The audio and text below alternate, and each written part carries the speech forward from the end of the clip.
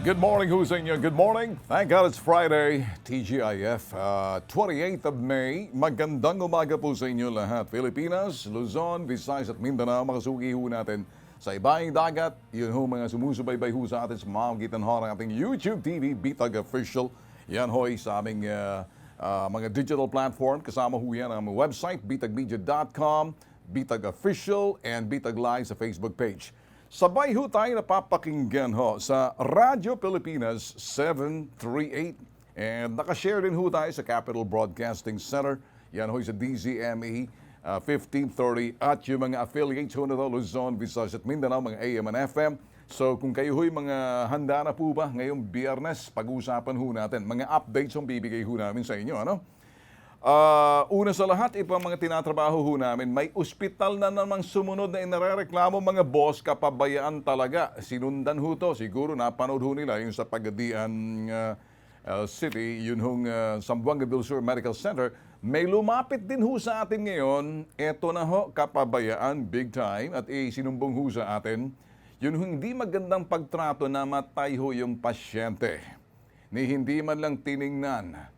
At parang nahirapan ho, naghingalo, pinagkaitan pa ho ng oxygen lang. Siguro mga boss, ito'y titingnan ho natin at sisimulan ho natin pag-iimbestiga. Marami ho mga inilapit ho sa atin ng mga sumbong, dumadami ho mga bossing.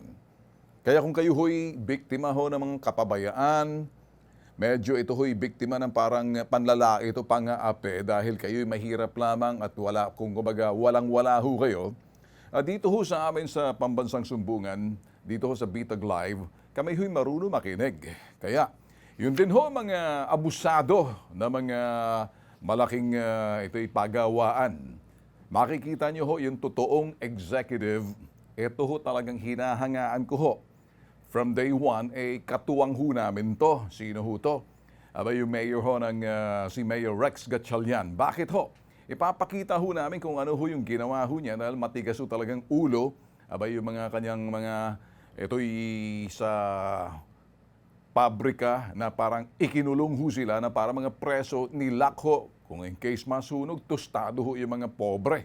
Ngayon mga boss, pag-usapan ho natin, iba ho itong mayor na to. Hindi ho to yung kapareho ng ibang mayor, walang ginawa kundi pomorma lang, kundi petiks lang, live stream lang, o kung ano ang ginagawa, okay ho yun, ano? Pero iba ho yung talagang trabaho at nakikita ho, iba. Nakikita mo yung sa puso.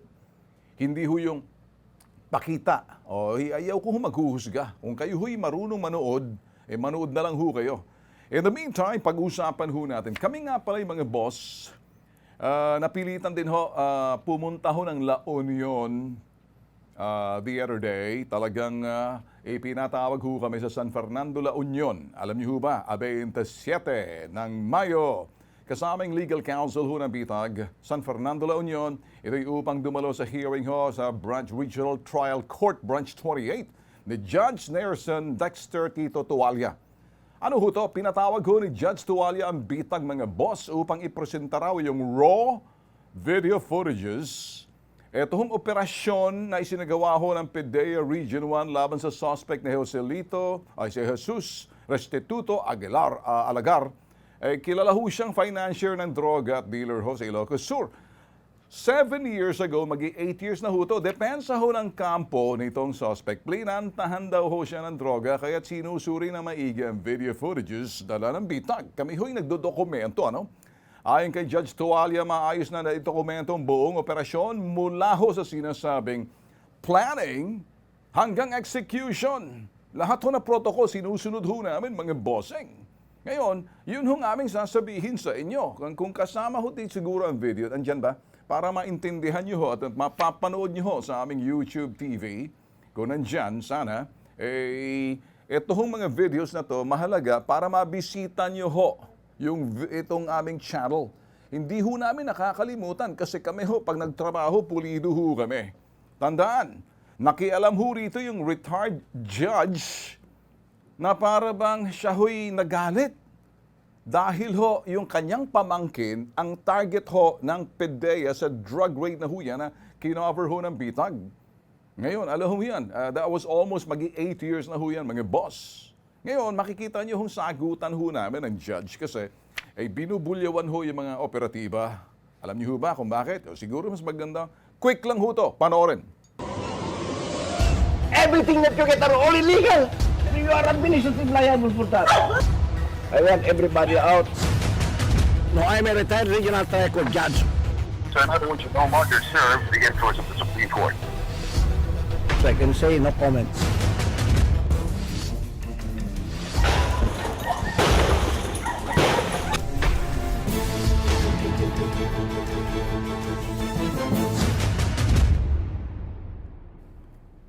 Yan ho sabi namin sa judge na retired na magmamagaling, siya ho naglo-lawyer sa kanyang pamangkin habang ginagawa ho, may search warrant ho roon.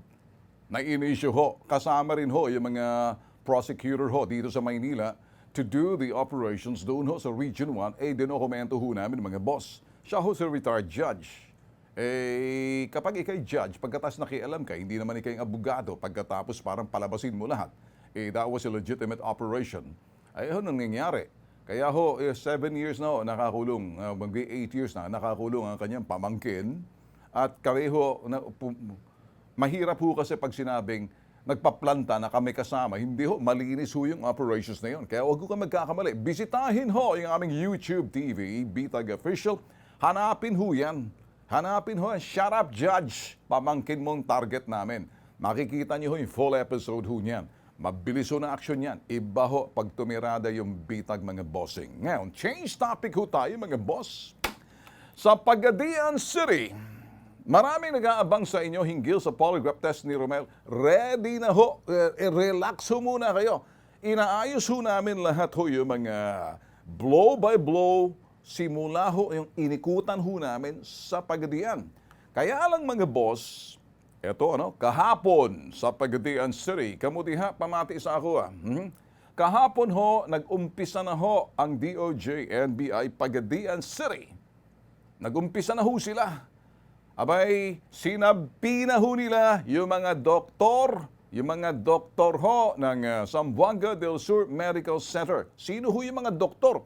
Hindi lang ho pati si Kagampan, si De Castro, Pastoriza, hindi lang ho pati si Alcaraz, pati ho si Hidalgo, at marami pa ho mga doktor na sinama ho nila mga boss sa lahat ho na mga doktor na inikutan ho ng serbisyo nitong inarereklamo ho ni Romel at ang kanyang kinakasama na ito ho'y pagpapabaya sa kanila, hindi magandang pagtrato. Ngayon, pinatawag ho itong mga doktor, pag hindi nyo alam sa Pagadian, sinabi na ho sila.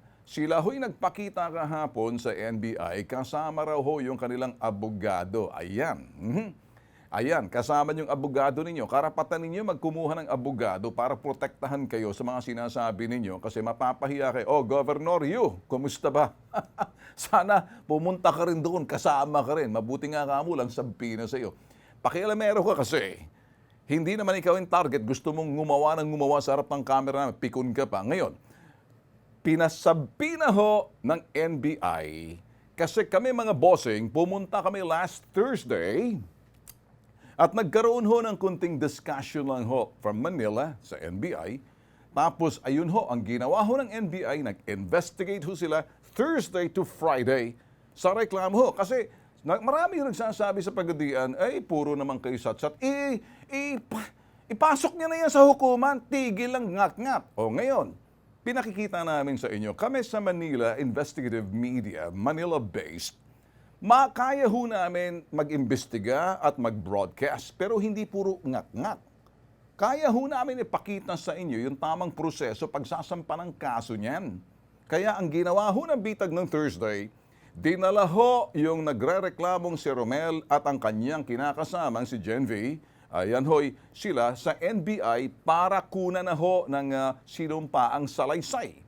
Ngayon, lahat ho ginawa ho yan. So ngayon, kasi ito ho, kung kayo nanunood at nakikinig ho sa Pagadian, hindi lang ho puro datdak.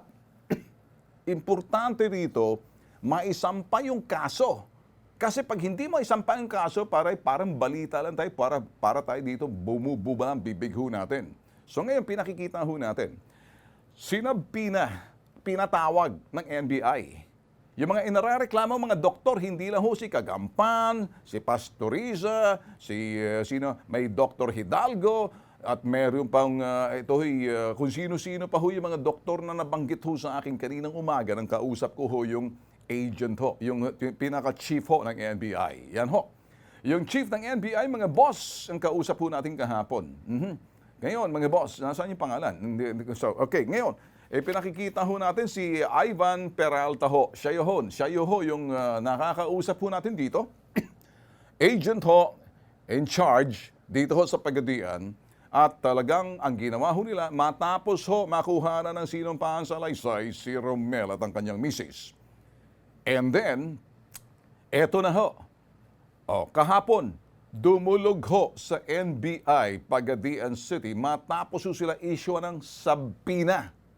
Sabpina ho Etong mga doktor, hindi lang ho yung mga doktor na kumbaga nagpakita ng kanilang mga mukha doon sa press con nila noon, the previous, para pasinungalingan ang sumbong. Yan ho mga dumulog na mga doktor niyan.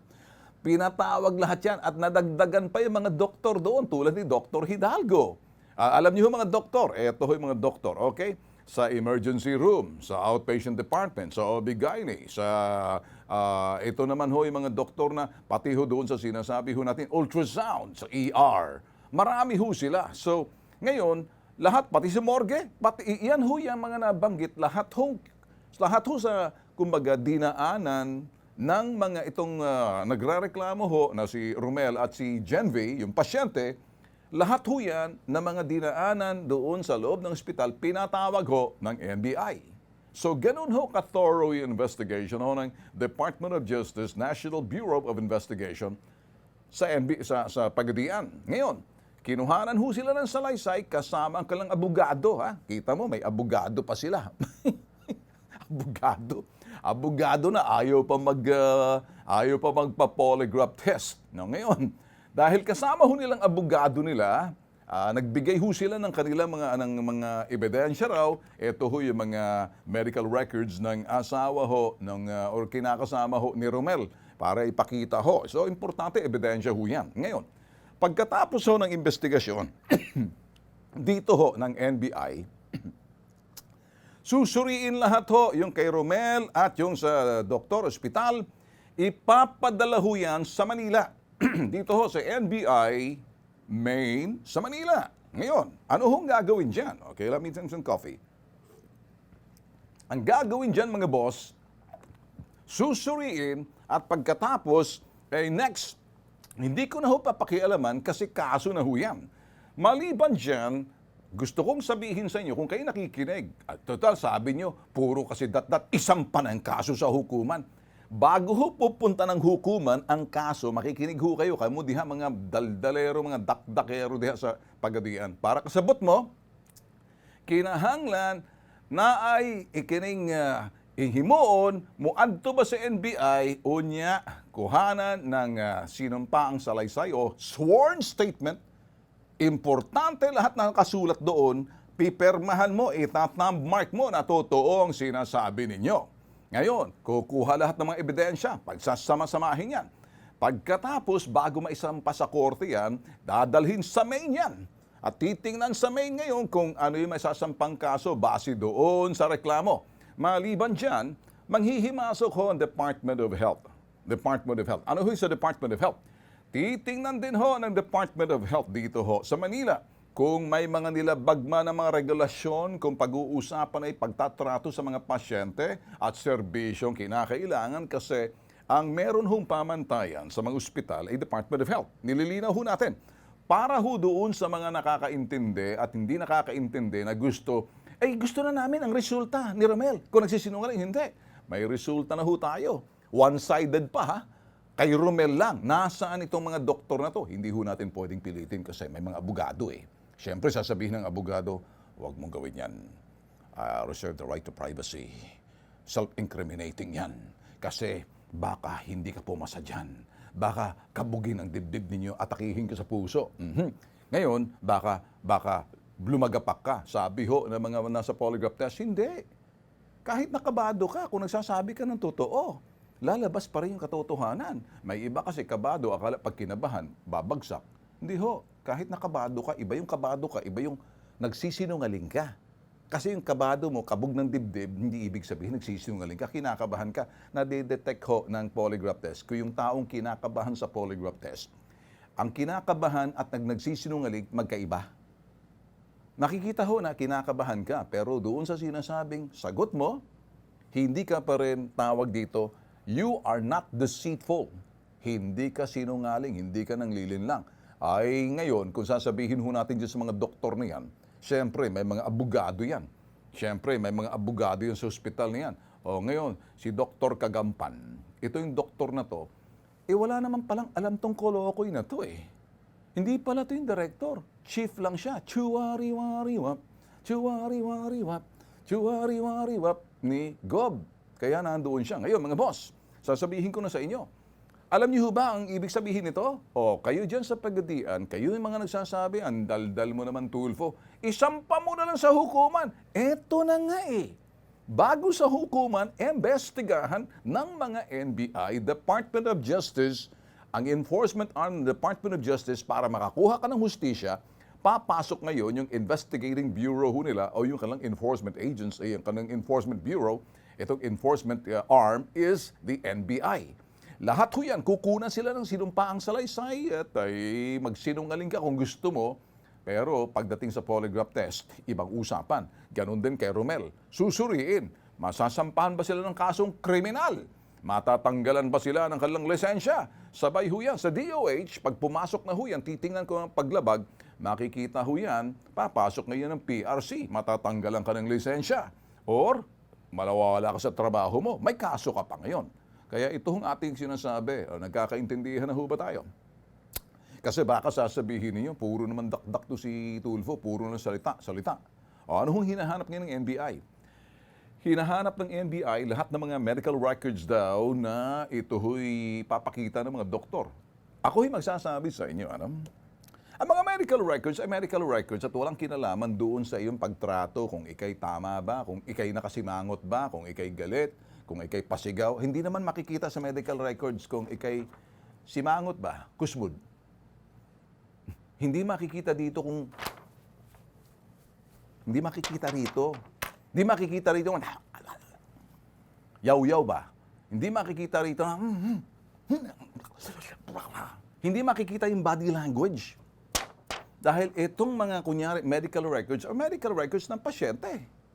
Ang tanong, yung pakikitungo mo, yung pakikiusap mo, yung trato mo, hindi nakasulat dito. Alam nga ba na sabihin ng doktor, ako si Dr. Kolokoy, nakita ko itong si Romel na isang Kolokoy din at ang kanyang Mrs. Kolokay. Hindi ko gusto ang kanilang pagmumukha, ang kanilang reklamo ay ganere. Hindi maganda sumagot, ayaw, mahina ang boses, laksan mo! Ganon. Hindi nakasulat ho doon yan. Kasi medical records para sabihin kung bakit pumunta ka sa ospital at anong kinalaman mo doon. Ang pagtatrato, kung kayo ba'y marunong umunawa, rumispeto, gumalang, hindi nakikita sa medical records. Body language, demeanor, pananalita, sa tono ng salita, at kumbagay nilalait mo, binabastos mo na, pasigaw ka na, nabubuysit ka na, siguro nga dahil nakakabuysit din yung harap mo, sasabihin, nakakabuysit kasi. Kaya kumiya, ano ba? Tinatanong ka na, hindi ka pa marunong sumagot. Ano ka ba? Ano ba itong misis mo? Boba ba to? Ba't ganun kung magsumagot? Bakit ganun kung sumagot? Sa mga ganun, syempre, masasaktan din yung mga tao kahit na sabihin mo, wala naman kaming pinag-aralan, sino may pinag-aralan. Yun ang issue rito. Ang mga ebidensya ipipresenta ay ebidensya kung bakit sila pumunta sa ospital. Pero yung pagtrato, pero yung sinasabing pakikitungo, paggalang mo sa pasyente mo, hindi pwedeng makita rito. Alam nga ba naman dito? Dr. Bentot. Dr. Bentot, nakita ko si si pasyenteng Kolokoy. Ang kanyang sakit tiyan. Ganito, ganyan. Dahil sakita kong kanyang sakit ng tiyan, hindi marunong sumagot, sinimangutan ko. Dahil di ko gusto ang kanyang pagmumukha, ayaw kong kausapin. Dahil siya ay bad breath, hindi ko gusto, layo ako sa kanya. Dahil nakita ko may anghit, amoy kilikili, lumayo ka sa akin. Hindi ho makikita sa medical record yun. Ang pagtatrato iba. O kayo, nakikinig ba kayo mga doktor? Kahit na anong ebidensyang dalhin nyo kasamang pinakamagaling na abogado ninyo, hindi makikita yung pakikitungo. Nananawagan na ho kami, ngayon pa lang sa mga nanonood sa Pagadian, kasi sinabi rin ng pasyente, nag-iimbestiga kami sa lahat ng mga nagre-reklamo. Sabi na ho mismo ng NBI, bukas ang kanilang tanggapan o makipagtulungan ho kayo dito. Bibigay ho ninyo yung mga bagay na naranasan ninyong hindi magandang pagtrato sa ng ospital na mga professional ho nila, kung sino ho hindi. Ang dami ho kasing mga nagreklamo ho sa amin. O ngayon, lapit na ho kayo. Ang nananawagan ho dyan, sabi ho mismo ng ahenteng kausap po, Sir Ben, ay naghahanap din kami ng mga iba pang mga reklamo na kaparehod kay Romuald, ay bukas din ang kalang tanggapan para kuhanan kayo na mga testimonya ninyo. Tigil lang sumbungan. Umpisa ng investigahan para may makasuhan. O, tigil lang sumbungan. Umpisa ng investigahan. Somon sa pina. At para makasuhan. At pag nakasuhan at patunayan ang katotohanan na merong yung sinasabing sa pag-iimbestiga dahil totoo yung mga nangyari, abay, umpisa na kayo maghihimas na matatabang rehas o di naman kayo matatanggalan ng lisensya. Yan ang proseso. O gets nyo? Anong sinasabi ninyo? Puro naman daldal dito, puro daldal. Polygraph test baka mo? One-sided, ano? Anong one-sided? Bakit sila Romel lang? Ayaw dun sa kabila. Ganun pa man, baka sakaling mananawagan ho tayo kay Dr. Pastoriza, Dr. De Castro, Dr. Hidalgo, Dr. Kagampan, Dr. Sino pa tong... kung sino-sino pa mga doktor dyan, mga doktor, kwak-kwak, hindi kasama pala. Nananawagan kami sa inyo, kung gusto niyo magpa-polygraph test, tawagin niyo lang ho kami sa Maynila, ako mismo lilipad, ako mismo sasama, para makita ko kung paano kayo nilalagyan ng polygraph machine, kung nagsasabi ka ng totoo, sa bawat ngiwi ng inyong mga bibig, buka. O di ba ya? Tingnan natin, huwag kayo mag-alala, iba yung kinakabahan. Iba yung nagsasabi ng totoo kaysa doon sa mga nagsisinungaling. Si Romel ba nagsisinungaling? Kung si Romel lang sasabihin natin nagsasabi ng totoo, paano yung sa kabila? Si Romel ba nagsisinungaling? Kung paano sa kabila kung nagsasabi ng totoo? Kaya sabi ng iba, hindi, lutong Macau yan Wait a minute. Kung si Romel ay nagsisinungaling, malalaman, nagsisinungaling siya. Kung si Romel ay nagsasabi ng totoo, malalaman. Hindi siya makakalusot sa polygraph. Kung yung misis niya nagsasabi ng totoo, malalaman. Kung ang misis niya nagsisinungaling, hulog sa bitag. Kayo, Dr. Pastoriza, Dr. Hidalgo, Dr. De Castro, Dr. Kagampan, at kung sino-sino pa yung mga umepal dyan sa inyong press con. Tatatandaan, tingnan natin. 1, 2, 3, 4, 5, 6, 7, 8, 2, 4, 6, 8, 9, 10. O may kamay. Hindi. May. Kayong mga nandyan, umupo, dapat pinopolygraph test din kayo. Sat-sat kayo ng sat-sat. Si Romel, sat-sat ng sat-sat si Romel, pinolygraph. Sila, sat-sat ng sat-sat, hindi na polygraph. One-sided ba kanyo? At the rate it's going, one-sided. Si Romel sumalang sa polygraph. Sila hindi. Paano kung pumasa si Romel? Sila hindi. Hindi naman natin. Pwede man sabihin sinungaling sila? Ewan.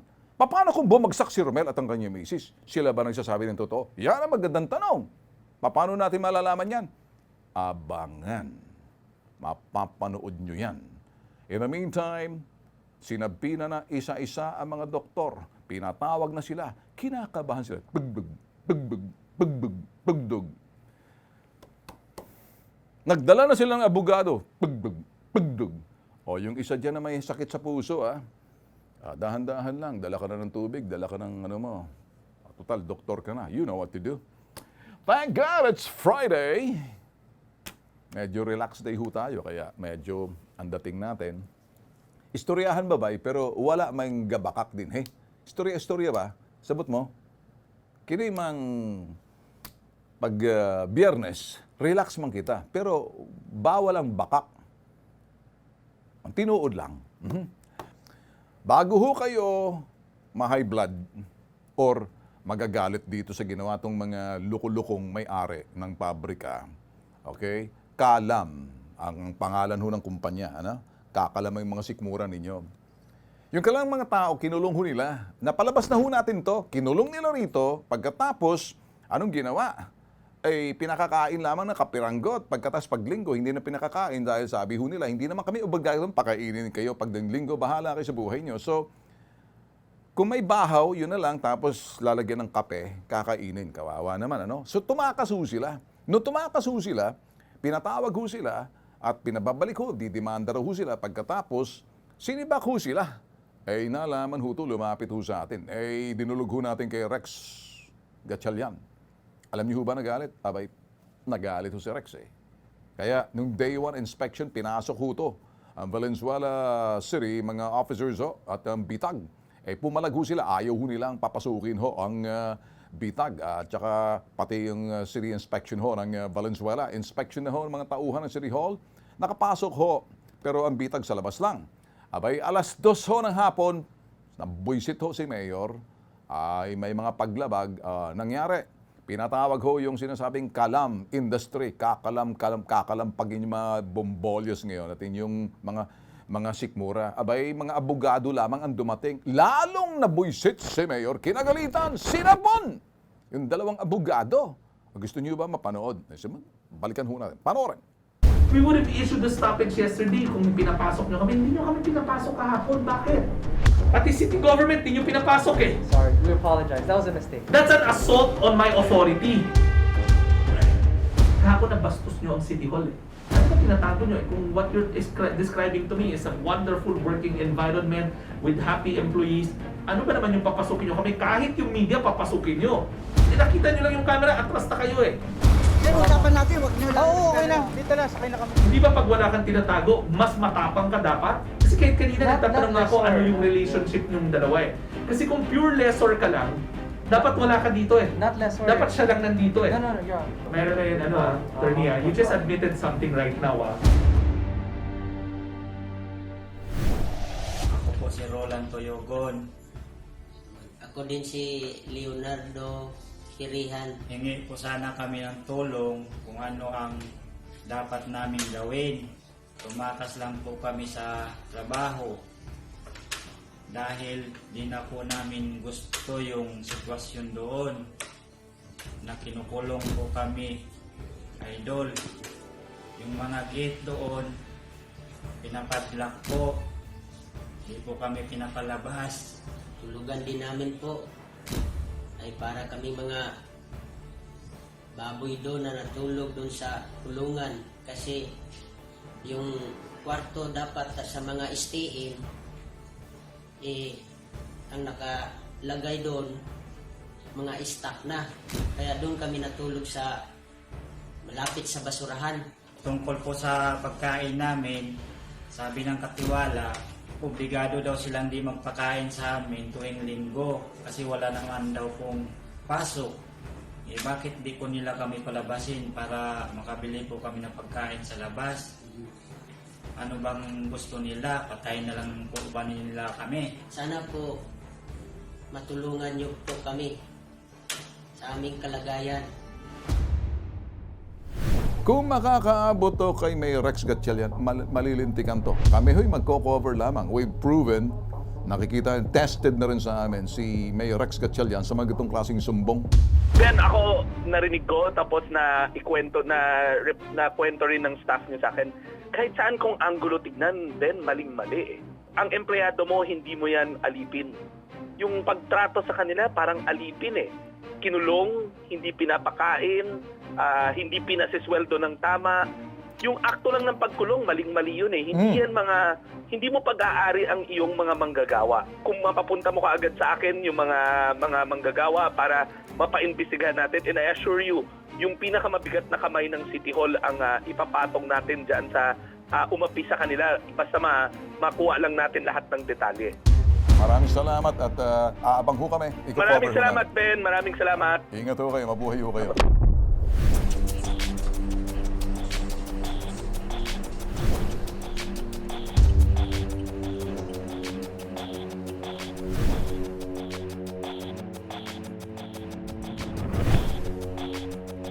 ngayon pa inspect mo na eh. With an invitation for workers affairs, mag-audit ka na rin doon eh, di ba? Pero sabi nila, winightwash na eh, kunento na sa mga empleyado, wag maingay. But still, do your investigation. Pero tomorrow, 2 o'clock, magkita-kita tayo, papuntahin yung may-ari sa akin, and or yung representative niya na nakakapag-desisyon. Tapos, Roque, magko-compute na rin kayo kasi may mga back wages rin para tomorrow, ready na tayo sa computation natin. I'll see you tomorrow.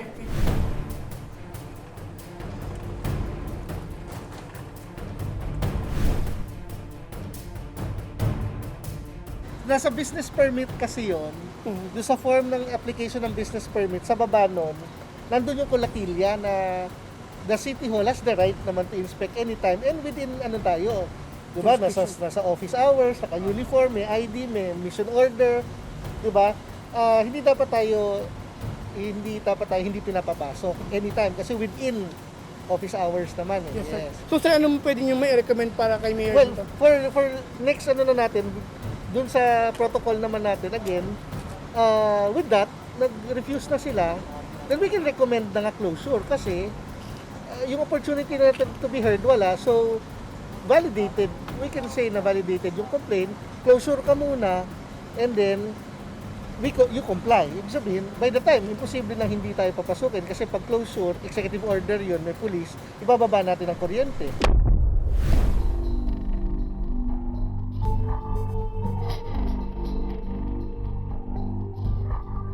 Bali po kasi kahapon hindi po tayo nag-request po mag-inspect, magpapasok yung company po. Ngayon po re-inspection po tayo for second re-inspection po.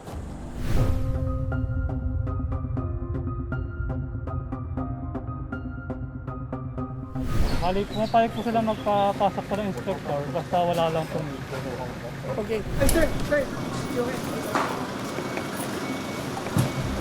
Sir, usapan natin, wag nyo lang. Oo, okay na. Dito na, sakay na kami dito.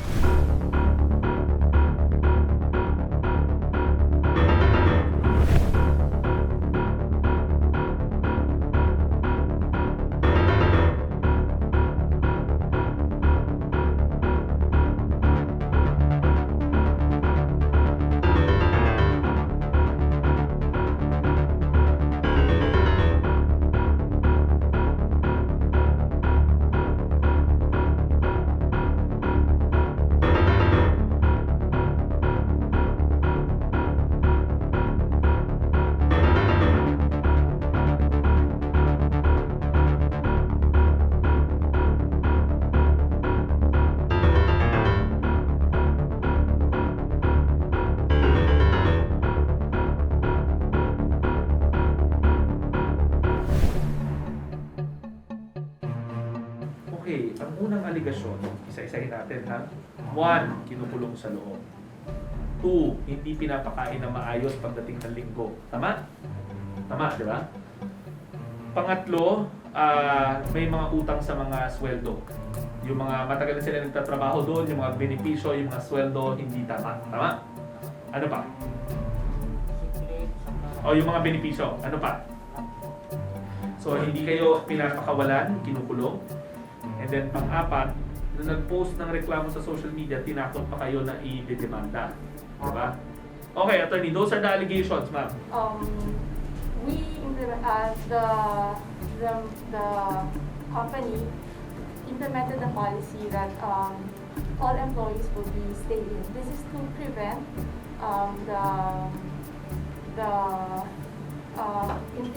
Oo, pero infection. attorney, you and I both know na not because may agreement kayo, does it mean na legal yan.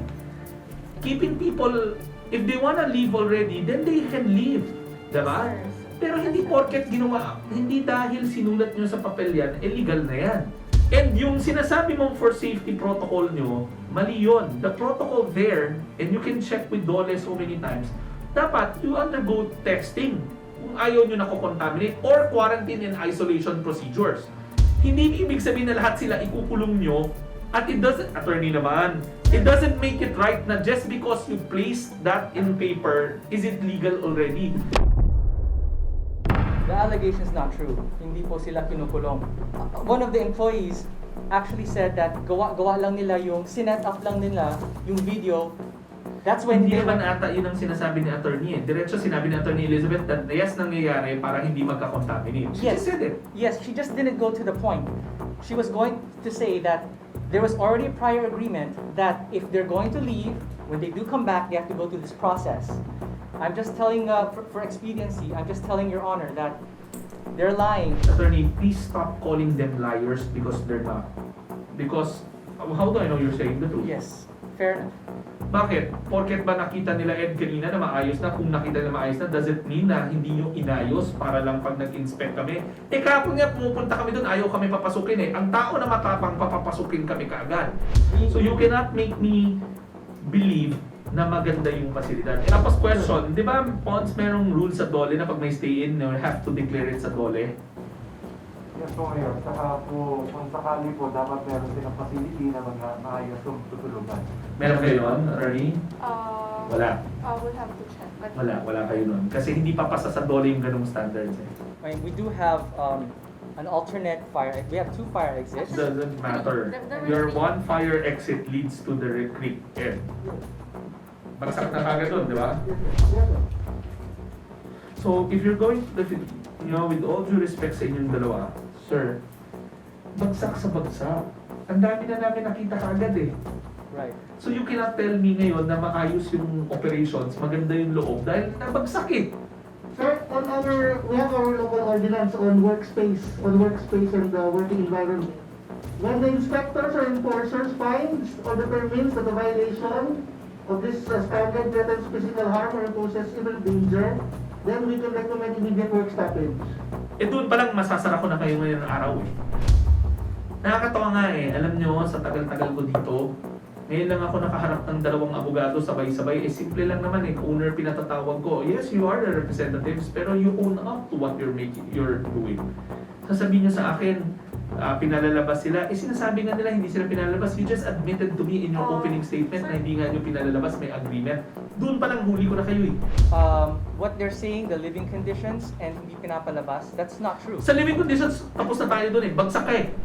With regard Eh, bagsak tayo sa living conditions, correct? with regard to the video that they presented, that is, Regardless what video you present, sa sarili naming evaluation, bagsak ka na doon sa living standards. Ed, tama ako o mali ako? Yes, sir. What is your finding sa living quarters? Hindi nga papasa, sir. Hindi nga papasay. maybe no po, bakit? O Ed, ikaw mag-state. Kaya nga sir, may mga pinasasubmit tayong document sa kanila. Kasi initial call natin as a whole, from the premise, based on our ordinance and all the findings, define na natin yung imminent danger.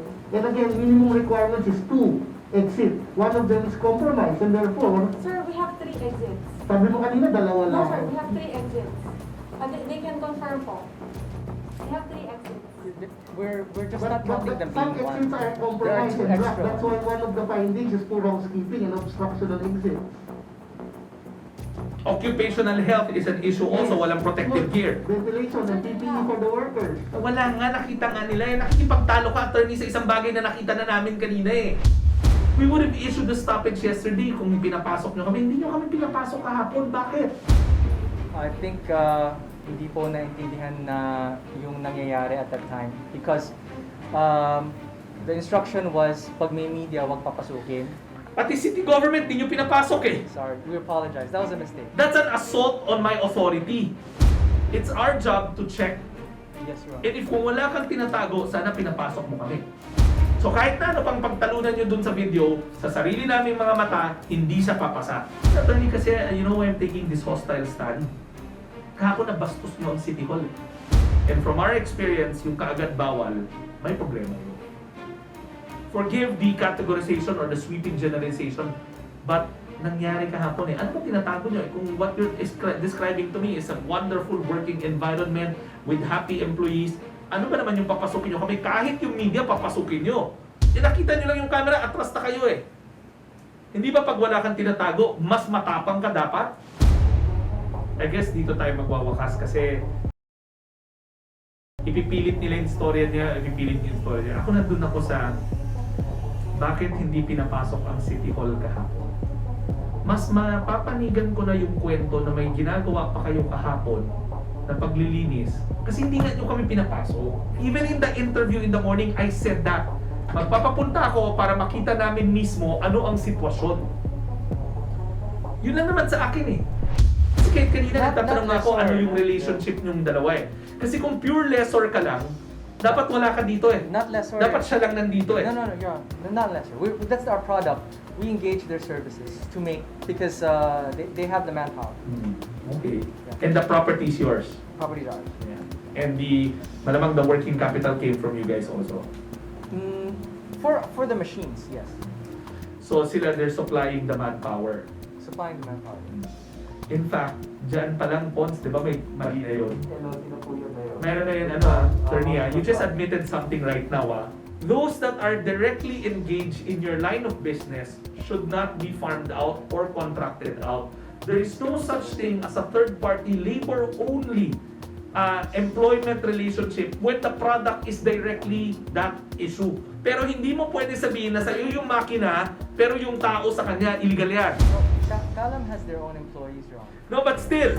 So you just pretty much admitted to me that they are neither an agency but they're your partner supplying manpower only. Hindi ba bawal yun? Di ba? Ang pwede dyan, security agency, janitorial services, catering services, yung hindi directly part of your main line of business. Attorney, you just admitted a whole bunch to me in the closing hour. Your Honor, we can justify that. We can... Ay, hindi! Gusto ko buksan nyo yung angulo na yon. You just admitted the whole bunch in the closing hour. Patayo na nga ako eh. You gladly told me that the machines are owned by Calams, the property is owned by Calams, you guys are supplying malamang the working capital for Calams, and they're just merely supplying the labor side of it on the direct line of business. Nagulat ako dun sa sinabi mo eh. I think nagugulat ka na rin ngayon kung sinabi pa sa akin yung patayo na nga si Mayor. The reason why you set up this two arm's length supposed relationship is to protect Calams and his assets from litigation. In the event, let's say, na mag-default kayo sa mga empleyado nyo in the future at magkapon sila, hindi nila pwedeng hilingin yung property nyo, hindi nila pwedeng hilingin yung mga makina nyo. Alam niyo yun, kasi you guys are technically two separate entities. But my theory is, you guys are both paid by that individual, and that individual controls this entire operation. You are the shield. You're not going to admit to me, but you just admitted to me that they provide labor only. And bawal ang labor only contraction for desirable position. Sir, my clients, they are not just providing labor, they are making. The making, but who owns the machines? It is his Sila. clients, yes. Oh. But they are the ones operating, they are controlling the people. Wala, di ba doon sa bagong contractualization law, dinefine nga yan? Hindi ko lang ako kanina. Huwag ka na nagkwento sa akin kasi lumalim na lumalim yun.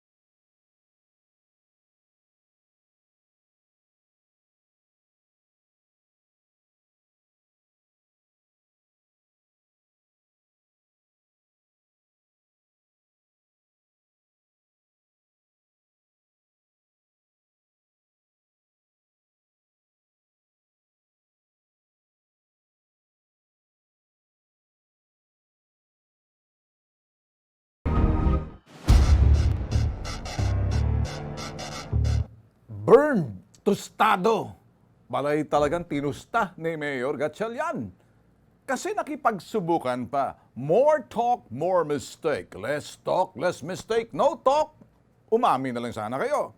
Ito ho ang gusto kong mayor. Sana lahat ho ng mga executives ho natin, whether mayor, gobernador, o sino pa ho, kayo ho'y naatasan at hinalal ng taong bayan. Ito yung hinahanap natin. He says what he does, and he does what he says. Yan ang tunay na yorme. Yan ang sinasabi ho natin. Bakit ho sinasabi? No nonsense. Yan ang mga mayor na mga inape. Yan ho, mayor ng masa. Wala na ho kung ibang sasabihin pa. Dahil yung mga mayayaman, kaya nila ipagtanggol ang kanilang sarili. Pero kapag ikay mayor ng mga inape, talagang mamahalin ka ng tao. Sino pa ho ba? Ano hong ginawa ng mga kolokoy? Nakipagsubukan.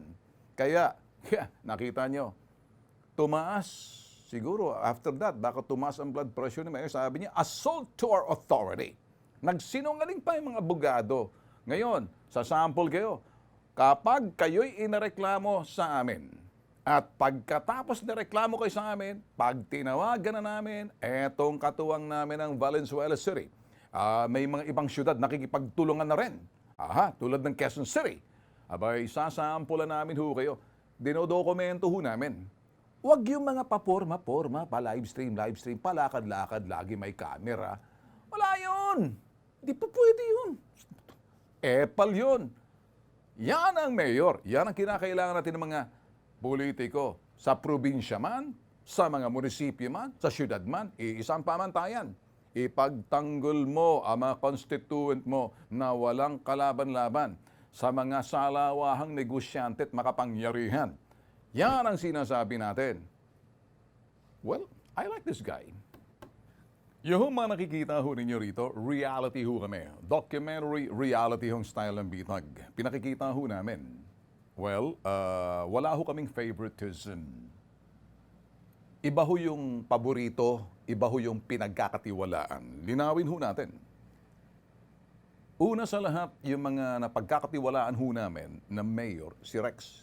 Hindi ko siya iniindurso, sinasabi ko, stating the fact. Ang dami na ho namin ginawang operation sa Valenzuela. Pinasaran niya lahat, action agad. At pagkatapos, pag nakipagsubukan, yung mga kolokoy, nilalamon niya ho. The more, siguro, pagganda rito, pag may malikat, nakita nila, ang kinagalit ho nitong si Mayor ay hindi ho pinapasok yung kanya mga tao, ininsulto ho yung kapangyarihan ho ng lokal na pamahalaan. Tingnan niyo ho ang kanyang logic. Assault to our authority. Ngayon sabi nila, hindi niyo kami pinapasok, the first one, okay, mission order namin. That's like executive order. Yung kuryente ninyo, puputulin namin para stop operations kayo.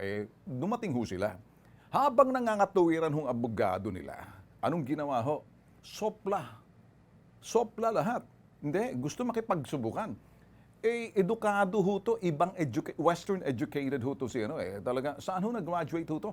Sa Georgia ho to, US Kilala ko ho to ibang utak nito. Iisa ho yung kanyang mindset at saka mindset ho ng mga Tulfo brothers Lapit ho siya sa akin, kay Tul Erwin, at yung sa mga Tulfo brothers, bakit ho? Iisang pamantayan ho namin. Sabi ko nga ho sino mayor kapag ikay ama ng bayan, ikaw yung pagatagtanggol sa mga anak mo. Sino yung mga anak mo? Yung walang kalaban-laban sa iyong bulwarte. Sino yon? Ikaw yung mayor na hindi mo papayagan apihin yung mga maliliit. Sino yon? Yung mga no-nonsense mayor. Yung kaya niyang sabihin at kaya niyang gawin. Ang kanyang ginagawa, kaya niyang sabihin. Ang kanyang sabihin, kaya niyang gawin.